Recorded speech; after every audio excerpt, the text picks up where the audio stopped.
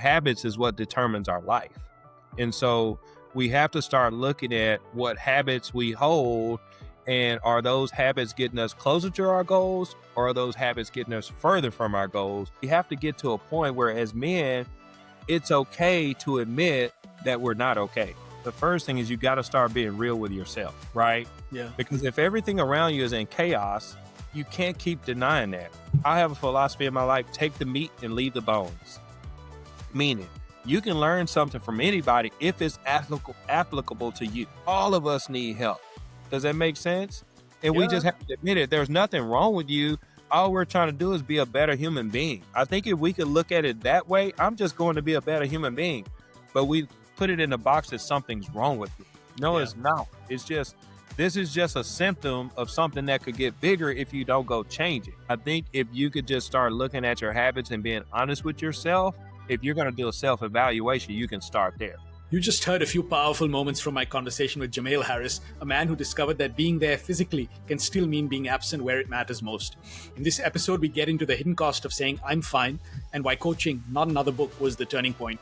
If you've ever felt success on paper but emptiness in your chest, this one's for you. This is Unfiltered Solopreneur. I'm Nikhil. Let's dive in.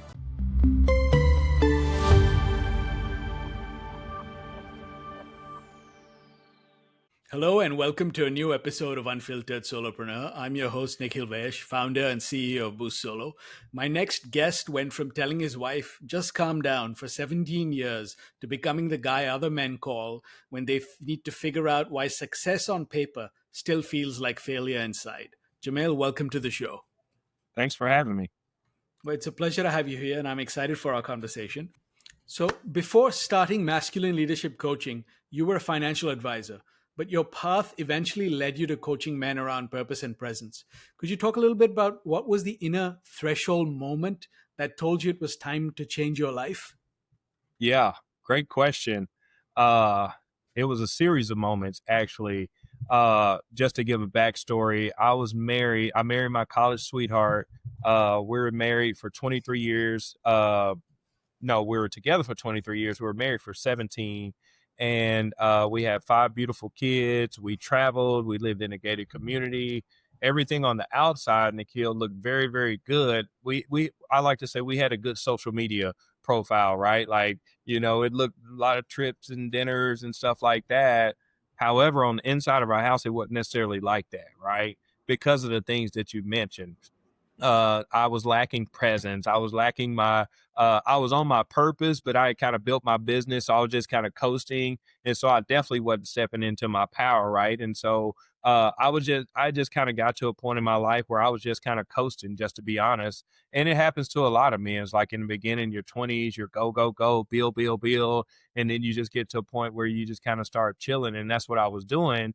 But I was not understanding how that was affecting my wife at the time. Right. The way society is today, it's a little bit different. And so she was a stay-at-home mom, but as we kept adding kids, that was kind of our deal in my mind anyway. Our deal was you run the house and I run the business, but it's just a lot of moving parts at the house. You know what I mean? It's a lot like, when I grew up, like there wasn't all the select sports. It wasn't select baseball, select basketball, select soccer, select this, select that. When I grew up, we just played in the neighborhood, right? But now there's just a lot of different moving parts. And unfortunately, at the time, unknowingly, I put a lot of that on my wife, right? As far as the decision making in the house. As the masculine, my job is to help her make decisions.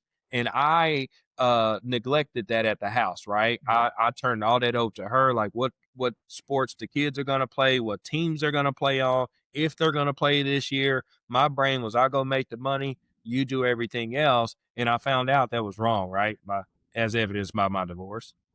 But what created the coaching was the divorce. And so she was telling me, you need to go get help. Like, I don't feel like you hear me. You're not listening to me. You're not here with me. And I didn't understand what that meant. Like, literally, I'm like, what do you mean? I'm sitting next to you. Like, I am here with you. I hear what you're saying, but she was talking about emotionally. And I didn't understand that. Right. Right. And so, it's probably honestly maybe 5 to 8 years of her trying to get me to go get help. And I just wasn't trying to hear it because I'm like, man, we live in a nice community. We travel, we do all the stuff. Society, we're doing the stuff that society said we're supposed to do. So why are you tripping? Why are you always tripping? Like, I'm not a lot of men. I say, my wife always tripping and she's always on me, right? But Yeah. she's trying to help you level up. She's like, yes, we're in a good situation, but how can we make it better? Right. And I think a lot of times as men, we mistake that for them nagging, but they want to level up just like we do. And so for me, she was begging me to go to counseling, get somebody, right? But in my head and my ego, I didn't need no help. That's what we think a lot of times. Man, I don't need no help. I'm good. I'll read a book or something like that. But the thing I didn't realize, there's a lot of subconscious stuff going on that you don't even realize is happening, right? Um, and so long story short, she left me. So I didn't wake up until she was dang near moving out the house, right? Right. And really got into counseling when she moved. So I'm in this house, gated community. I'm by myself. Only thing I have the bed and a couch. Everything else is gone because she took the kids, obviously. So, take all the stuff so they can be good. I'll figure it out. And that was the moment where I was like, I gotta change. I'm sitting in this house, it's empty, and it echoes a lot, by the way. When there's no furniture and 5 kids are missing, it just seems like an empty box. And so I started looking at what happened to my life, Nikhil. Like, Yeah. what happened? But I wasn't listening. I wasn't present, right? And so I got a counselor initially that got me to a certain place, but what changed everything was when I got a coach. Right. I got a coach, a friend of mine. She was like, um, uh, I think you should talk to this guy. He has a podcast, check it out. And one thing led to another. I listened to the podcast and, he had a group and I got into the group. And then next thing you know, I'm in his coaching program. And that's what opened my eyes to coaching and subconscious reprogramming and life coaching. It was just a whole nother world that I'd never heard. And I've been in a self-improvement space for 23 years as an advisor, but I had never been in a coaching space and it was totally different. And they were talking about things that happened during your childhood that were affecting you as an adult. And I was like, this stuff sounds real. Like, it's very true because, I grew up in a single parent home, but even Yeah. my mom, she moved to, we grew up in a small town, but she moved to Dallas when I was a kid to make more money, right? So I was really raised by my grandmother, but truly I was raised by the community because we were just outside on our bikes and playing basketball and sports and things like that. So I didn't understand what it was like to run a family, like how to have boundaries, how to have direction, how to make sure things are getting taken care of. Without just dumping everything on my wife, right? For Yeah. me, everything at the house was on her. But Nikhil, you know this, in 2025, society has changed. As men, this is my opinion. I don't feel like we can just come home and watch the game, especially if you have a partner that has worked 8 hours or 10 hours a day as well. Because today, a lot of women, they have businesses, uh, they have high paying jobs, high level careers. And so the way society is now, for us to come home and think we can work 8 hours, she can work 8 hours, and we can go sit on the couch and watch the game, and she has to come do the dishes, the kids, the homework, and all that, that's played out. And so I created Masculine Leadership Coaching, or I'll call it MLC. Yeah. Out of that moment is just learning, like, wow, because a lot of men in my circle were coming to me asking me for help, and I was divorced. And so I Yeah. was like, "Oh, I gotta turn this around." And so I got a coach. I stayed in coaching. It led me to my fiance. I met her in the coaching program. So I'm about to get married in September. So I'm excited about that. But what happened was she heard me coaching men as an advisor on my Yeah. Zoom. She would hear me saying stuff and I'm like, dude, that's a mistake. You're not providing direction. You're not providing boundaries. Like, I'm just coaching guys just off of what I knew, not wanting to make money from it. And one day she was like, you ever thought about getting your coaching certification? I was like, no, because that's what she does. She certifies coaches, but she's also an anesthesiologist. So she's like, you ever thought about that? I was like, no, I'm gonna just do it for free. But as I kept doing it, I kept seeing the need, like, men need this. And then some of the men would come back later and call me maybe a month or 6 months later asking questions. I was like, huh, it seems like a lot of men are struggling with the same thing. And so I got my certifications, didn't do anything. And then probably I got them in March of 2024, but I was already coaching for like 2 years because I had started studying. My divorce and stuff started back in uh, the early 2020, 2021.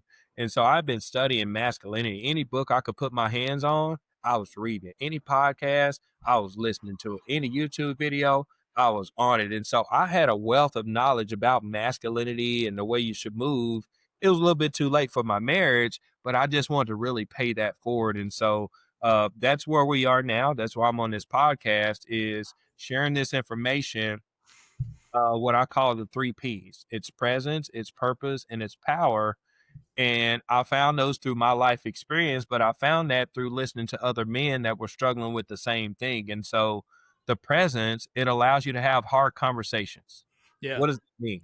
Right. A hard conversation with your spouse, a hard conversation with your kid, or a business partner. Right. And, we can get deeper into this, but then I talk about their purpose. Is your purpose lined up? And then lastly, we get into power, but that also translates as confidence. And so that's Yeah. how we got here. And I'm excited to be here. Yeah, no, there's a lot to unpack there. So I'm going to come back and touch on some of those things, right? So, but I think it's interesting what you said, right? Because I mean, men know how to be present physically, but not necessarily emotionally, right? And that's a Absolutely. deficit, I think. And you're right. In 2025, there's no excuse for that. And also, I agree. I mean, I don't have kids, but I know I have lots of nieces, nephews. I have, kids around us, and it's almost like you have to be a CEO now to have a kid, right? You got to be a tutor. You got to have a tutor. You got to be like a parent. You've got to be a Yeah, mentor. You've got to police the social media. You've got to like help with the homework. You've got to, as you said, after school activities. I mean, it's not as simple as it used to be, where it's just like, absolutely. like you said, go out the door there, play till dinner time, and then come back home, right? Yeah, Those things have changed. So I agree. But I think there was something else I really want to touch on, which is the social media aspect you talked about, right? Because it sort of created this culture where everyone's life looks perfect from the outside, right? You absolutely. mentioned you live in a gated community, you have beautiful family photographs, you're eating at the best restaurants, you're traveling, and you have business success. Now you lived there for 17 years. So I'm curious, what do you tell men today who are trapped in the same everything looks great on paper prison, but are dying inside? Great question, number one. But I think the answer to that question, and it happened for me, is the first thing is you got to start being real with yourself, right? Yeah. Because if everything around you is in chaos, you can't keep denying that. Meaning, if you're always arguing with your wife, your relationship is not good. If Right. your kids don't want to talk to you, your relationship's not good. If your business is in shambles and you're not making money, it's not good. But the thing I found that men, we like, oh, I'm fine. I'm okay. It's okay. And it's not okay. And so we have to get to a point where as men, it's okay to admit that we're not okay. Yeah. Yeah, no, I agree. And I think I just wrote a post on this week about how asking for help is so hard for most Yeah. people, but especially for men, 100 times harder, right? I don't Yeah. know why it is, but there's a social construct or like secret man code that you never admit you need help, right? Which Absolutely. I don't think it's a sign of weakness. Like you said, I think it's a sign of strength and self awareness. Right. Because if you go get the help, you get stronger. Yeah. But if you don't get the help, you just stay where you are and keep having the same problems. Yeah, and the impact, like you said, is everywhere, right? Because there's this other false narrative is that you can compartmentalize these things, right? You can't. If one part of your life is not working, the other parts of your life, and I want to, we'll come back and talk about something interesting you said to me in the pre-call earlier too. So the Yeah. other thing I wanted to talk about was you mentioned you were raised by the streets, right? But you stayed out of trouble. So Yeah. what kept you on the right path when other kids might have gone in a different direction? The real answer is when I was a kid, you could get what's called whoopings. Yeah. I was a kid then too. So That's a simple answer, right? When I was a kid, when I grew up, I'm 47, right? Like if your neighbor saw you doing something wrong, they could whoop you, and then they would come home and tell your grandma, she would whoop you, and then when grandpa came home, he would get you too. And so going back to society, it was a community, right? Yeah. If Yeah. everybody wanted to see all the kids grow up and do well and get out of the community. Now, nobody wants to get in anybody's business. And so I think that's kind of where we are is we got to start getting back in each other's business. Yeah, I agree. In a good way, right? I always say like I'm very Absolutely. proud. I have like six mothers. Every Yeah. continent I've lived on.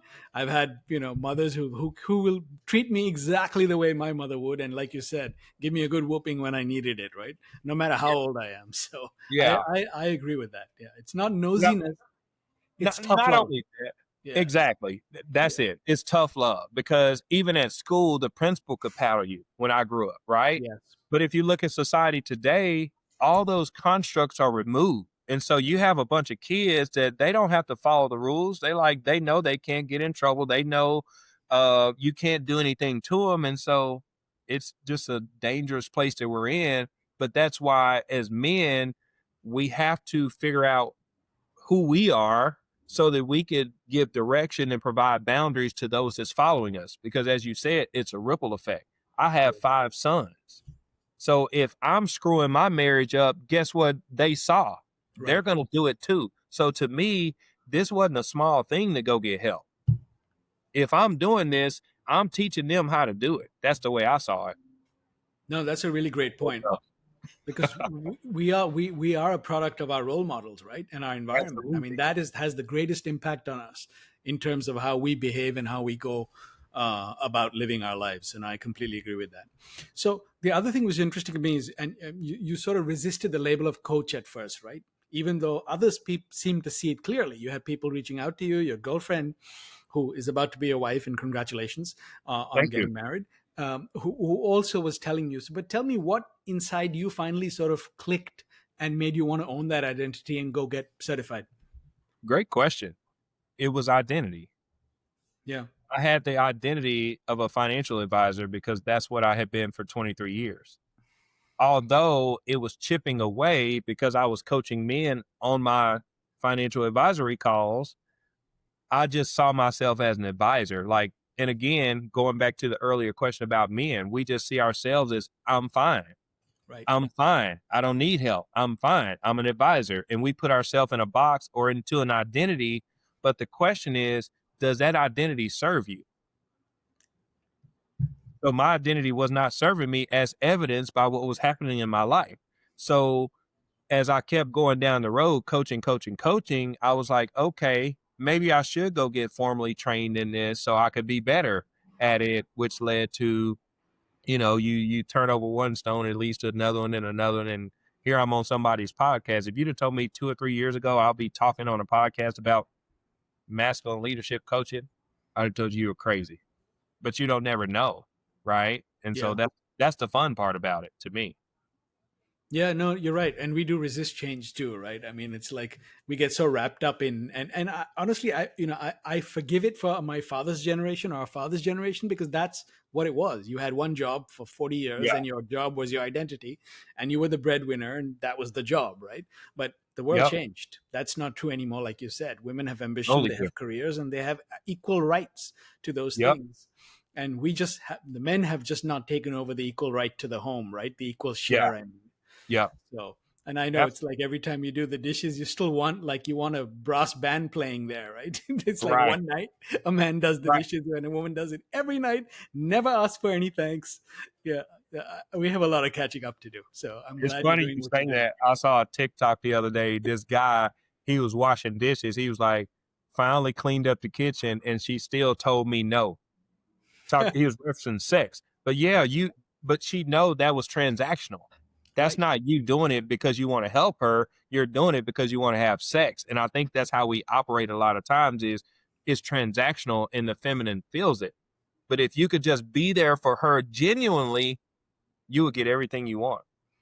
Yeah, and you should. You're right. It's marriage is not a transaction, and it's not a checklist, right? Yeah. Relationships are not that. It's chemistry. So yeah, no, and yeah. So I think yeah, I always say we're not the evolved species, but that's my. We still have a lot of evolving to do. Very true. Yeah. That's very true. So Tell me now, when you made the leap to solopreneurship, what did you expect? You spent a little time in the corporate world, right? And I know you sort of went off on your own, but what has surprised you about that journey of being a solopreneur?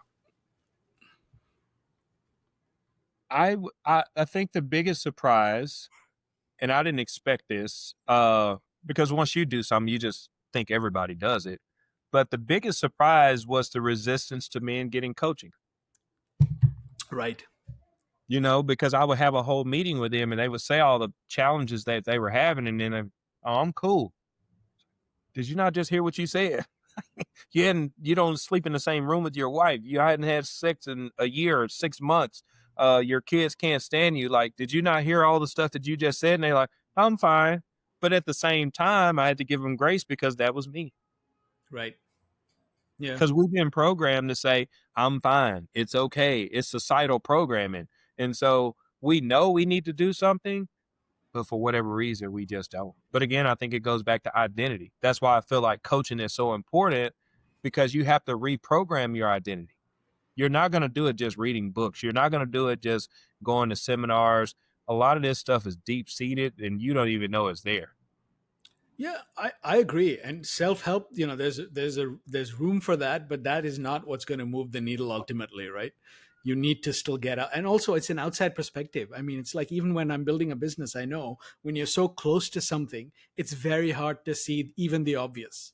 So I Absolutely. think it makes a big difference to have a third party. I always say like brand building, I help people build brands, but it's like you're sitting in your house. I'm just looking in from the window. I have a completely different perspective on exactly the Absolutely. same scene that you're Yep. sitting in, right? That's all it is. And you Yep. need that to grow You're and to absolutely evolve. right. Yeah. Yeah. I mean, if you look at the best athletes, the ones that have longevity, they all have coaches. Yeah. Michael Jordan had a guy, Tim Grover, Kobe Bryant, Tim Grover, D Wade, Tim Grover, Tiger LeBron, Woods. Tiger Woods. Yeah. All these guys, they're elite because they have someone that's seeing the blind spots. And for us men, we don't want to see our blind spots, quite honestly. That's what my wife was telling me. She was like, you got blind spots, but I didn't want to see them. Yeah. Oh, no, ain't that wrong? We live in a nice house. We travel. Ain't that wrong? Like, Yeah. no, but you're not here for me. No, no, no, ain't that wrong? So it's just hard for us to look at the blind spots. But what I found out is when you look at the blind spots, your life gets better. Yeah, true. And everyone else around you too, right? That's the other thing. Absolutely. Like you said, once you're no longer on your own, you've got to start thinking about the impact you have on, beyond your relationship, like you said, your kids. It's Yeah. massively impactful in terms of what they see and hear. So I agree.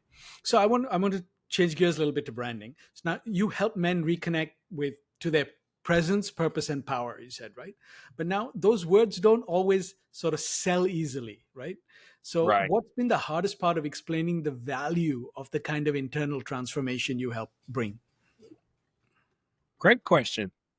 Um, I feel like a lot of men get into this is just how it is, right? I was just talking to a guy before I got on this call. I know what I need to do. I just got to do it. If I had a dollar for every time I've heard him say that, Yeah. so we know what we need to do, but we don't do it. What was the question again? My brain, I just lost it.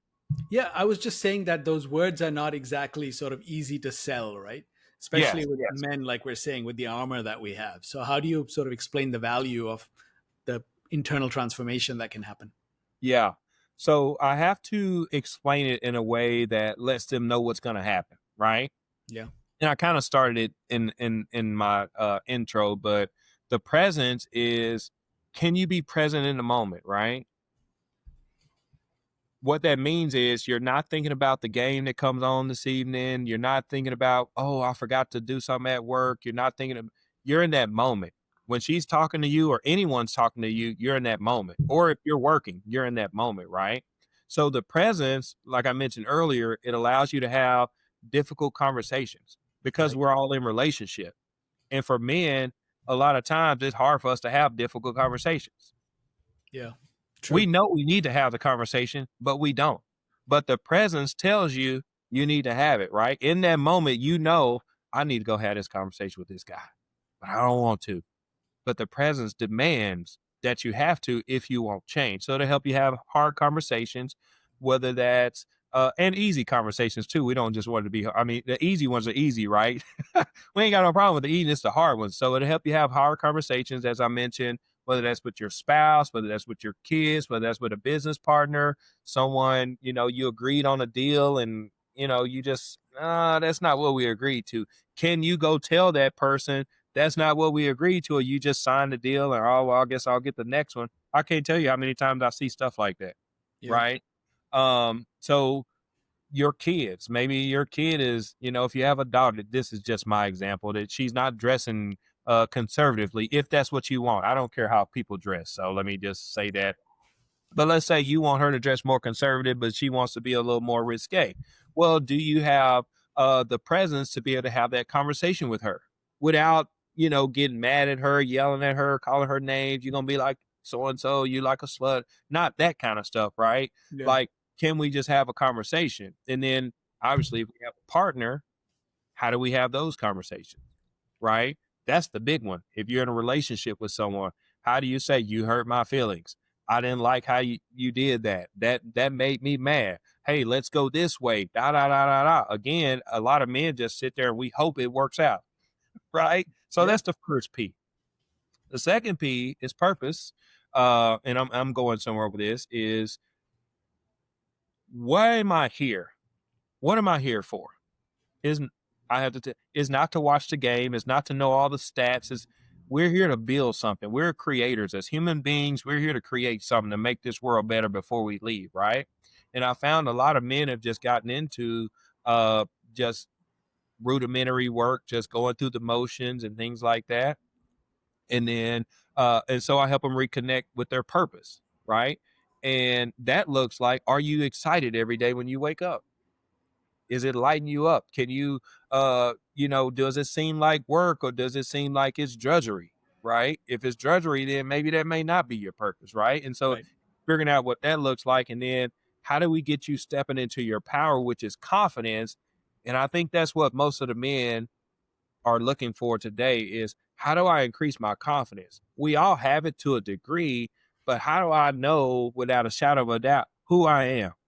That I can get the job done, that I can be there for my spouse, I can be there for my kids, I can build my business instead of second guessing myself, right? And so when I break it down like that, it's always like having sex with your wife and things like that, because all this stuff is communication, which is a thing that us men don't like to do.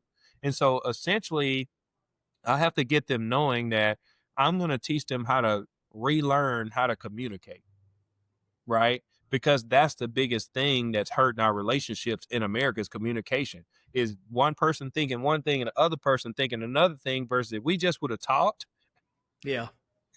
we wouldn't have this problem, right? And so it's getting men to understand that a lot of your challenges are coming from your lack of communication. You're not Very talking cool. to your wife. You're not talking to your kids. You're not talking to, now you can talk to your boys about the game and all that, but how is that going to change your life? It's the Right. real conversations that we gotta start having. And so when I put it in a package like that, they can kind of see, okay, this is how I can use this. But I think as far as me, if they don't see how they can use it, then I don't do it. Yeah, no, that makes a lot of sense to me. And actually, it's interesting you say that because I feel like now, in my 20s, it was arrogance, not confidence, right? And there's a fundamental difference between that. I almost feel like arrogance is a layer of confidence without the emotional sort of maturity, right? Yeah. So you think you're confident, but you're not Yep. really, because, like you said, you're not really having the tough conversations. You're not really in a place where you can be vulnerable enough to discuss your feelings, right? If you've been Right. hurt or you're upset or you just sort of, and also we tend to bottle them up, right? Or Yep. like most men will be like, oh yeah, roll off the shoulder, which is also not true because it kind of sits there and it festers over time, Hmm. right? So now I hear you, and I think that's a smart way to. It's a good way to sort of do it and explain it to them in terms of the Yeah. package.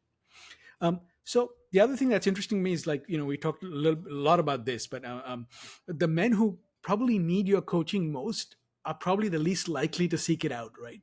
So how do you reach those guys who don't think they or realize they need help yet? I push them. I have a couple groups. I have a free group. All this, a lot of stuff I created, as I mentioned earlier, came out of necessity. Yeah. So to your question, where's the free stuff at? What free stuff? Right. Where's your YouTube channel? Where's your TikTok? Where is that? Oh, I don't have any of that. Okay, I guess I better do that. So went back, we created a podcast, Rocks and Oceans podcast.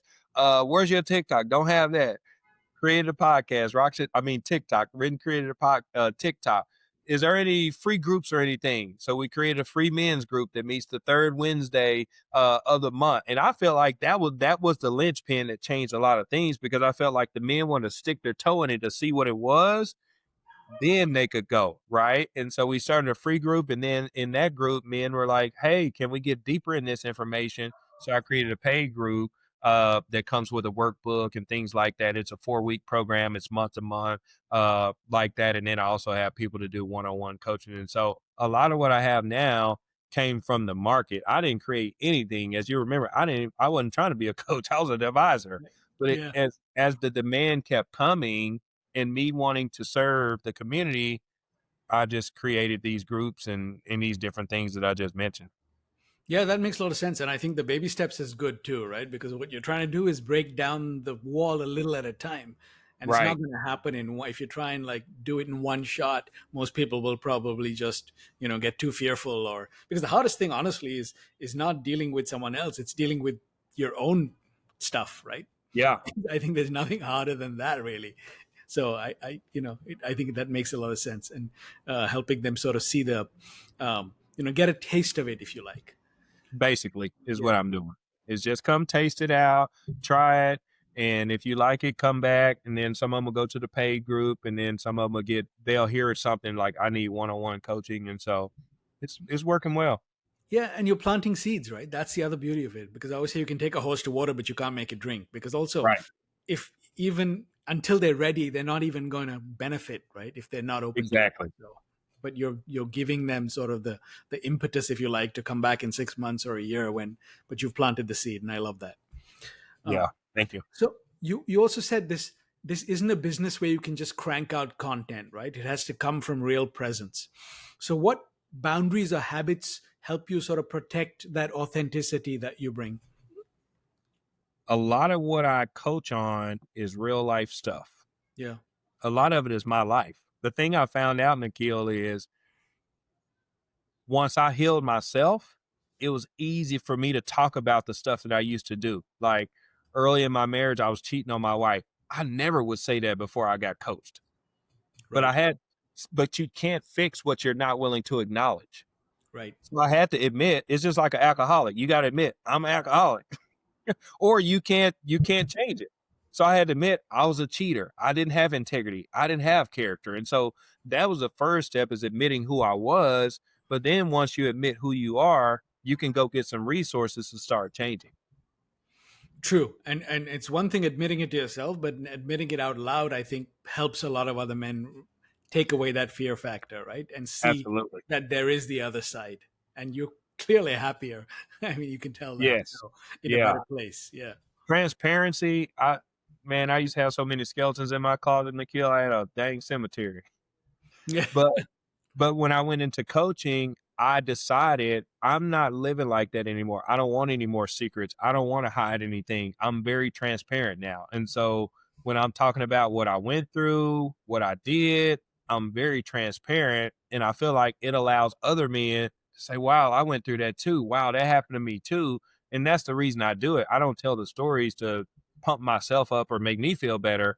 I tell the stories because I feel like if they can see that I was where they are, they're more likely to listen and be willing to, be more open, and hopefully I can help.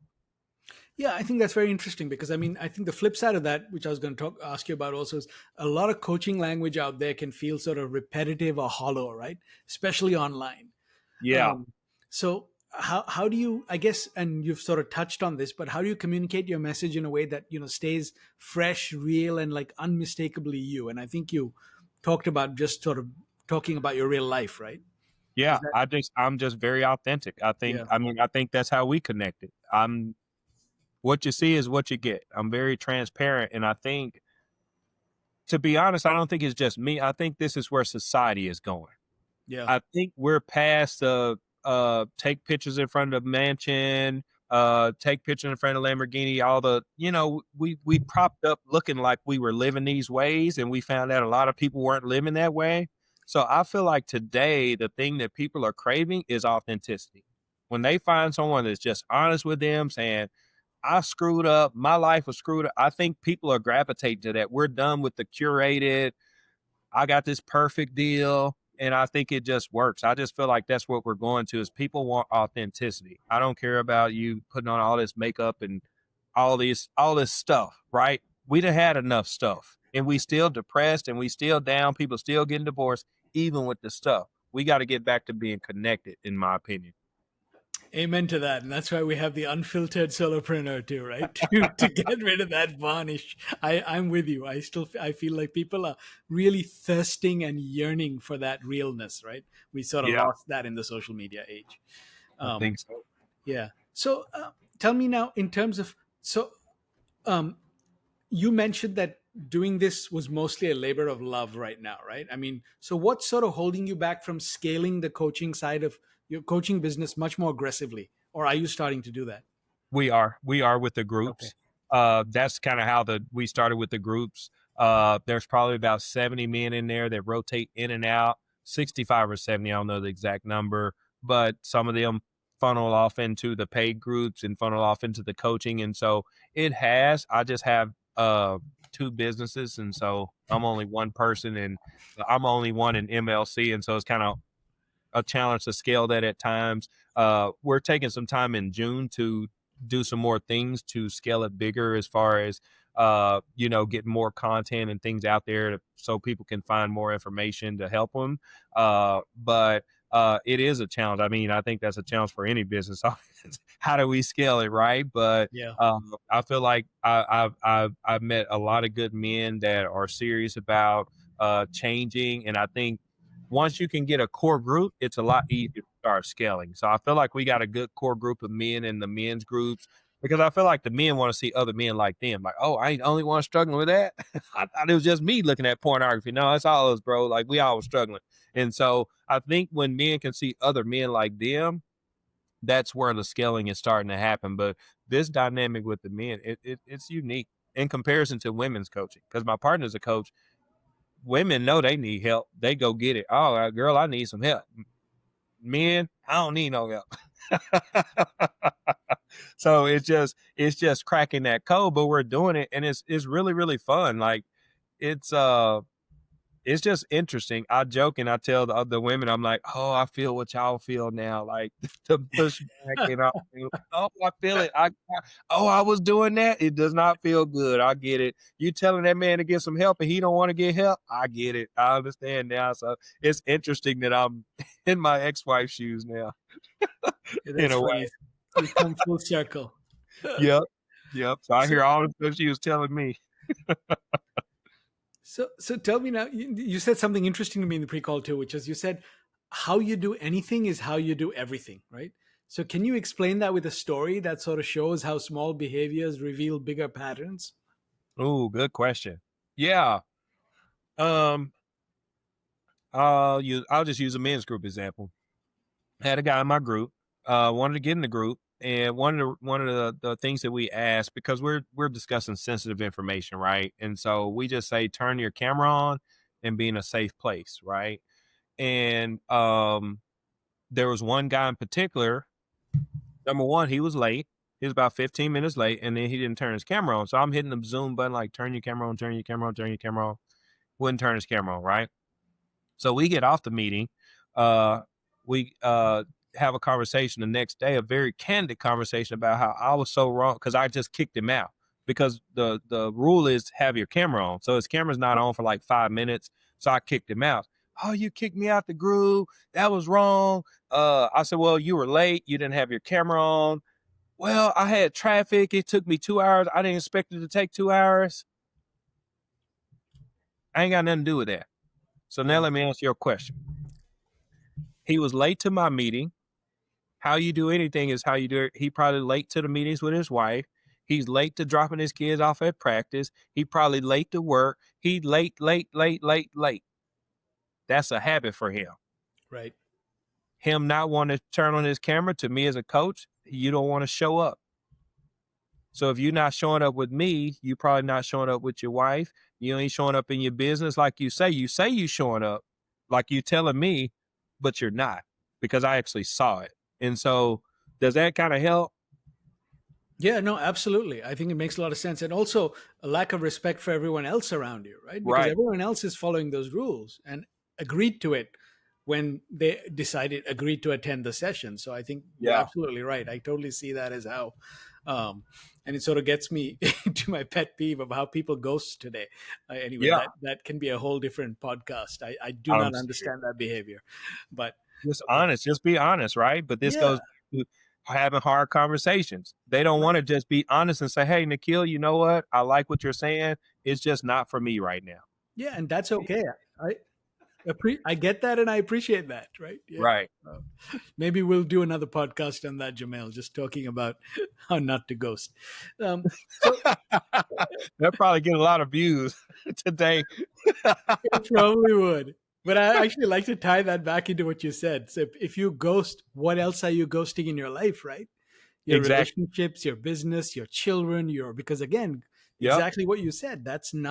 Those behaviors are not isolated. Exactly. And you think they are, but they aren't. Like, No. in your mind, you think it's just this one time, but as a coach, I know it's not. So Yeah. that's why I'm like, you don't got to worry about the group no more, Yeah. because I No, know this is how you are. So you're going to do it next time. We're going to argue again. I'm not about to do that. right. Yeah. Yeah. And he'll probably come back a different person, maybe. Yeah. Or Now, if not. he come back and say, you know what, I was wrong, let's do it, I'm cool with it. But I'm not going to change the rules of the group for you. Right. No, you're right. It's not fair to everyone else. Um, Absolutely. so for the guy who is listening right now to this podcast, who recognizes himself in your story, but is not ready for help yet, what's one thing he can start doing today? I would start looking at my habits.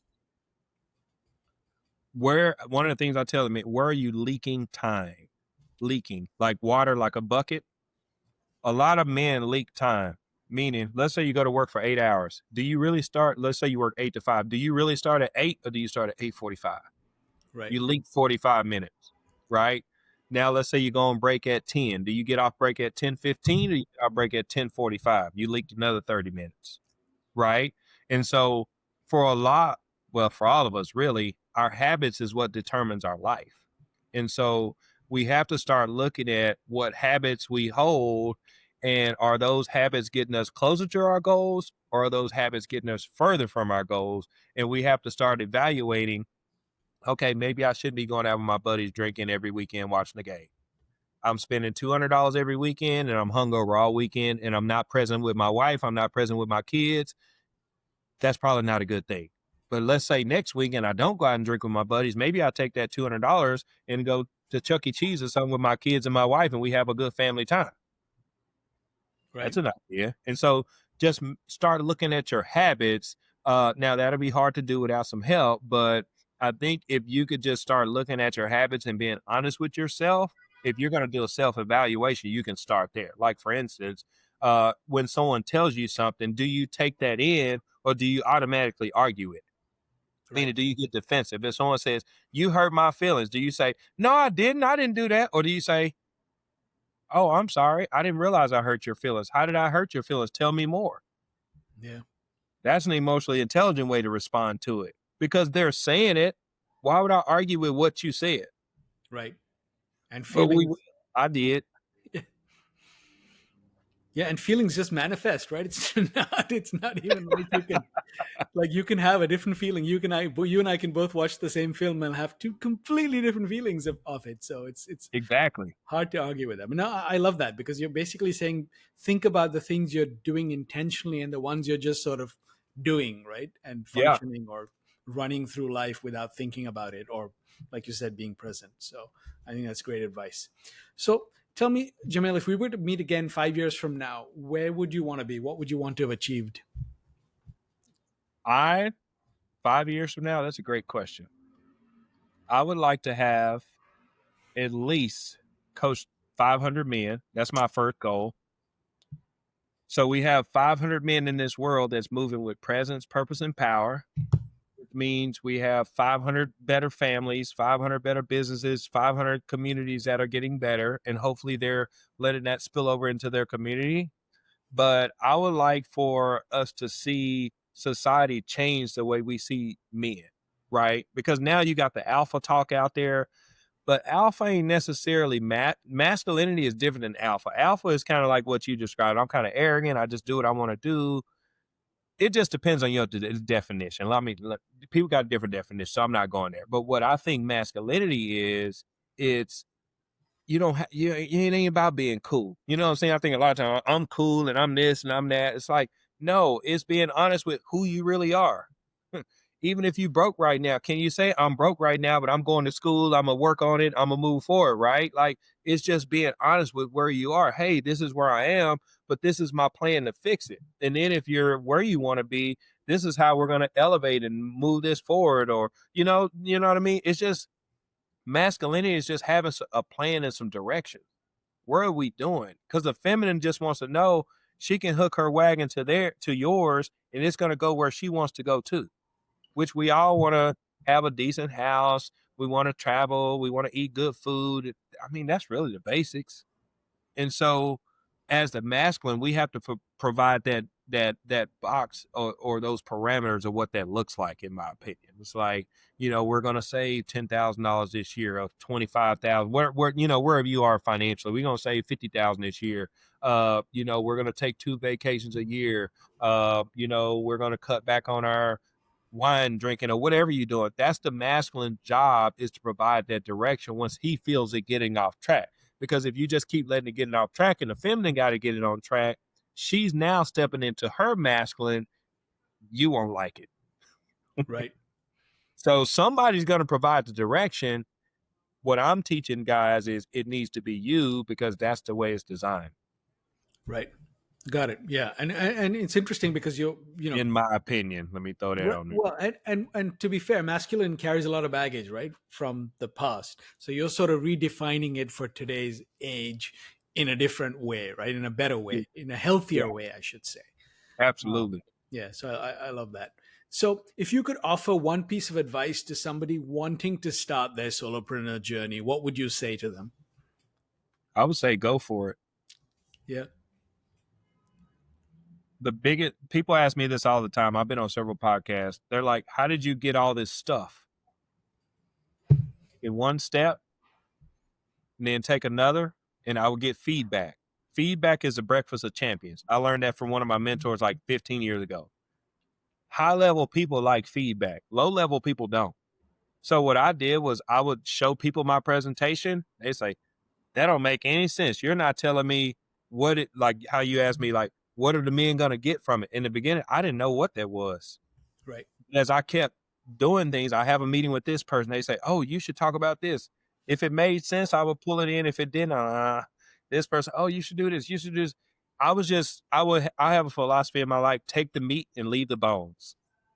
Meaning, you can learn something from anybody if it's applicable to you. Right. So I would hear things. If it was some meat there, I would pull it in, put it in my program. If it wasn't, I wouldn't. And so, I mean, I probably met, I don't even know, at least 500 people just doing one-on-ones, talking about what I do. But that's how I perfected my presentation, my men's groups and all that stuff.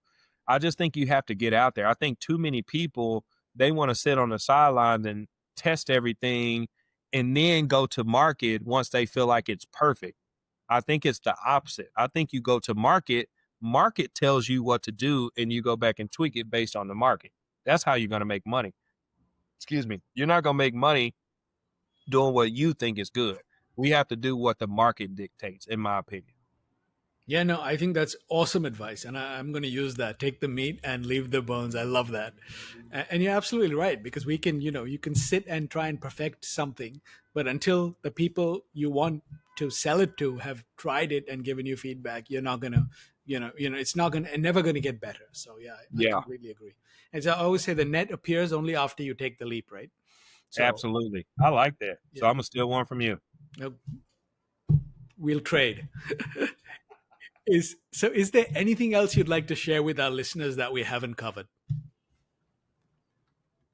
Uh, no, I mean, I just really this work that I do is just really to make this world a better place. Like, I didn't always think like that. I was always thinking about just making my personal world a better place, which was the problem. But now I see it through the lens of, you know, us building one man is also building a family, right? Yeah. Because he has a wife that's following him, he has kids that's following him, he has nieces, nephews, cousins. They're looking to this guy, uh, because weak people need to be told what to do, and strong people want to be told what to do. Either way, people want direction. And so if we want to be the man, quote unquote, we have to go become the man, in my opinion. And that entails if there's work that needs to be done on ourselves, we go get it. If we need to go to counseling, if we need to go to coaching, if we need to go to a pastor, whatever you do in your life and your religion, and go do that. But my partner always says once is a fluke, twice is a pattern, three times is definitely a pattern. So once you get to that third time of something consistently showing up, we have to have the wherewithal to say, wait a minute, I done argued with my wife 4 times this week. Let me go get some help before we do it 4 times again next week, and 4 times the next week, and the next week. So in a month, y'all done argued 16 times. You wonder why y'all don't have sex. Yeah. Yeah, and you're right, because I mean, and most times men think they're not the problem, right? Exactly. That's the problem. Is like they'll think, oh, it's not I'm not the one who needs counseling or help. It's the other person or my partner, right? So, I um, mean, to piggyback on that, what I found out, we all need help. I agree. We're all human, and Why I relationships are say tough. that? Yeah. Because most of our parents didn't have no counseling. I'm from Texas, so I'm getting country. If your folks didn't have no counseling, you got some trauma Yeah. because they didn't know how to talk to you just right. Or, when you got hurt or you had an emotional issue, they weren't trained in that either. So all of us need help. Does that make sense? And we Yeah. just have to admit it. There's nothing wrong with you. All we're trying to do is be a better human being. I think if we could look at it that way, I'm just going to be a better human being. But we put it in the box that something's wrong with me. No, Yeah. it's not. It's just this is just a symptom of something that could get bigger if you don't go change it. But let's go put these symptoms out. Just like when you get a cold, you take cold medicine. Let's tamp down the symptoms, and eventually the cold goes away. Same thing in coaching. You have this symptom that arguments keep showing up. Well, let's get you some medicine so that doesn't keep happening. Yeah, and you treat the cause rather than just the surface level symptom, right? That's the difference, Absolutely. I think. Yeah. And you're right. We've got to stop behaving like it's a deficit or there's something wrong with us. It's not. It's just part of being human, and learning how to improve is also part of being human, right? It's a Yeah. good thing. Yeah. I love that. I mean, we all got stuff that happened to us, man. Some people were bullied. Some people grew up poor. Some people, didn't know where their next meal was coming from. And the challenge is you're grown, you live in a gated community, but that stuff is still affecting you and you don't realize it because it's subconscious. Yeah. You wealthy, but you still go get a banana and an apple and put it in your purse. That's a habit you got from 5 years old. You're like, why I always gotta get a banana and an apple? Like Mm. you learned it as a kid. You're like, I'm wealthy and I still do it. Yeah, you learned it as a kid. Yeah, no, very true. Very true. I love that. So that brings us to our rapid fire round. I'm just going to throw 5 fun questions at you and give us what comes to mind. All right. So you're hosting a dinner party with 3 women who shaped your life. Who gets an invite? Wow. That's a good question. 3 women that shaped my life. I'm thinking my third grade teacher, Miss Jones. I'm thinking my grandmother and my neighbor, Miss Bryant. Great. If you could teach every father one thing about raising sons, what would it be? It's okay to not be okay. Love it. What's the most coachy thing you catch yourself saying? Man, I got a lot of them. Probably how you do anything is how you do everything. That one I love. If you could write a manifesto for the modern man, what would the opening line be? Master your presence, purpose, and power. Great. And If your brand had a signature drink, what would it be called? I'm totally making this up because I like old fashions, but old fashioned don't work. It's new fashion. Love it. It's a new drink, and it's what we were talking about in terms of masculinity. You're giving it a facelift and more than a paint job. So, Oh, well, new. that's a great way to end the show. Thank you so much, Jamail, for being here, for sharing all your insights, your wisdom, and your story. So honestly, really appreciate it. It was fun. Thanks for having me. Jamail's story isn't a redemption reel, it's a working blueprint. The shift wasn't from bad to good, it was from autopilot to ownership, identity, presence, boundaries, and habits. Here's what I'm taking with me and what I think matters for solopreneurs building both a business and a life. Success without presence is just an illusion.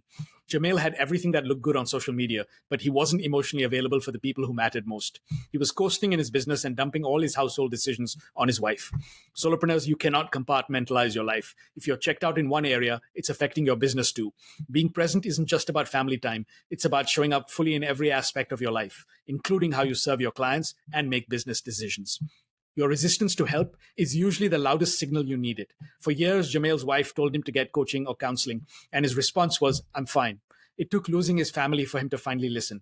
As solopreneurs, we often resist getting business coaches, joining masterminds, or investing in our development because we think we should figure it out alone. But the areas where you're most resistant to getting help are usually where you need it most. Remember, if you're not growing, how can you expect your business to? How you do one thing is how you do everything. Jamail's example of the group member who showed up late and wouldn't turn on his camera revealed patterns that likely showed up everywhere in that person's life. This is a crucial lesson for solopreneurs. Your habits and behaviors are consistent across all areas. If you're cutting corners in your personal life, you're probably cutting corners in your business. Start paying attention to your patterns. They're giving you valuable data about where you need to grow. Audit the leaks. Jamail's "where are you leaking time" question hit me because the leaks aren't just about wasted time, they're about lost momentum. It's the email check that turns into an hour or the 10-minute scroll that derails deep work. Do a 1 day leak audit. Track not just what you're doing, but what you're avoiding when you switch tasks. Notice patterns around timing or emotional states, then design one friction busting rule. Batch administrative work after 3 p.m., silence notifications before noon, or protect the first 90 minutes for strategy deep work only. Plug one leak at a time and watch the compound effect on both your output and mental clarity. Jamail's transformation reminds us that the most successful solopreneurs aren't just building businesses, they're building themselves. And sometimes the bravest thing you can do is admit that you don't have it all figured out and ask for help. Thanks for listening to Unfiltered Solopreneur. If you got value from today's episode, subscribe, leave a review, and share it with another solopreneur who needs this message. Until next time, keep breaking free from the corporate grind. And remember, your story is your most powerful asset. Live solo or die corporate.